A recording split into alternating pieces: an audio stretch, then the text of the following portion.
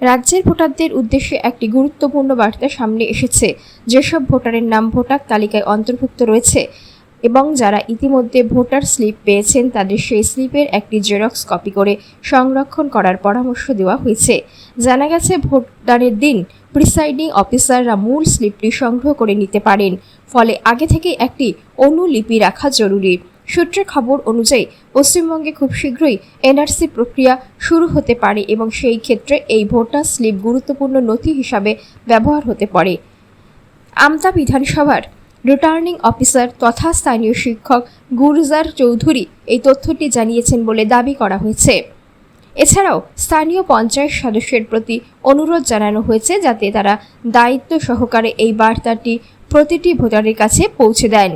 উল্লেখ্য, নির্বাচন কমিশনের ওয়েবসাইট থেকে ইতিমধ্যে ভোটার স্লিপ ডাউনলোড করার অপশন বন্ধ হয়ে গেছে বলেও দাবি করা হচ্ছে, ফলে ভবিষ্যতে এই স্লিপ আর পাওয়া নাও যেতে পারে।